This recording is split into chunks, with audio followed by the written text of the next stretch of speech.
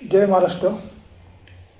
सध्या मुंबईची लोकल गाडी म्हणजे राजकारण्यांची सभा असतात त्याच्यासारखी अवस्था झालेली आहे. सध्या मुंबईच्या लोकलनी प्रवास करायचं म्हटलं तर विचार करावा लागतो, कारण का एवढी गर्दी वाढली, एवढी गर्दी झाली, लोकलमध्ये चढायला भेटत नाही आहे. दिवसांदिवस ॲक्सिडेंट एवढी वाढत चालले आहेत. जिथे 1700 लोक एका टायमाला प्रवास करू शकतात तिथे 5 ते 6 हजार लोक एका टायमाला प्रवास करत आहेत.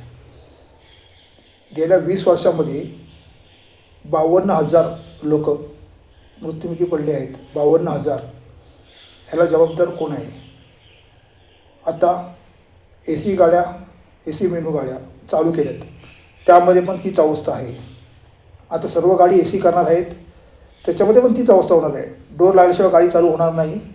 पण डोर लागणारच नाही. पहिली गोष्ट, जे आता लटकून एवढी लोक प्रवास करत आहेत, तुम्ही गाड्याचं नियोजन करा. BR भवन तुम्ही बांधायचं बोलताय. BR भवनला काहीतरी 318 कोटी काहीतरी मंजूर केले असं ऐकलं आहे. 18 कोटी. तुम्ही ते BR भवन बांधण्यापेक्षा ज्या लोकल ट्रेन आहेत, मुंबईच्या ज्या मूलभूत गरजा आहेत त्या तर तुम्ही नीट करा. आधी BR भवन बांधायला चालले तुम्ही, त्या पहिल्या नीट करा ना. किती लोक दिवसांदिवस दिवसाला नाही तरी 6 ते 7 लोक दिवसाला दररोजची मरत आहेत ॲक्सिडेंटमध्ये. दररोजची लोक ट्रेनमध्ये पडून आता तर कंटिन्यूस न्यूज येत आहेत.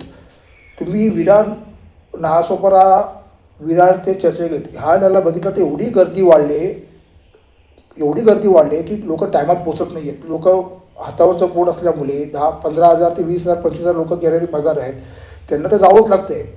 त्यांना जावंच लागणार आहे, कारण का डेली तर टॅक्सीने वगैरे काही कोणती जाऊ शकत नाही. त्यांना लोकलनीच जावं लागणार आहे.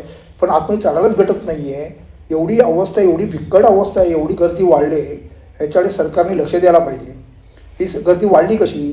जे बाहेरून लोक येत आहेत, दिवसादिवस वाढत चालले, त्याच्यावर कोण हे करणार? लक्ष कोण ठेवणार? वोटिंगसाठी बाहेरून लोक येतात, त्याच्यावर कोणीही काही करत नाही आहे. ते कुठेतरी थांबलं पाहिजे.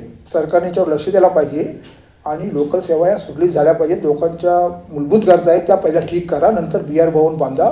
BR भवन बांधण्यापेक्षा लोकलवरती लक्ष द्या, आपल्या महाराष्ट्रावरती लक्ष द्या. महाराष्ट्राची जनता आहे, इथे राहणारी जी प्रॉपर जनता आहे, त्यांच्या पहिल्या मूलभूत ज्या गरजा आहेत त्या पहिल्या तुम्ही बघा. जय महाराष्ट्र.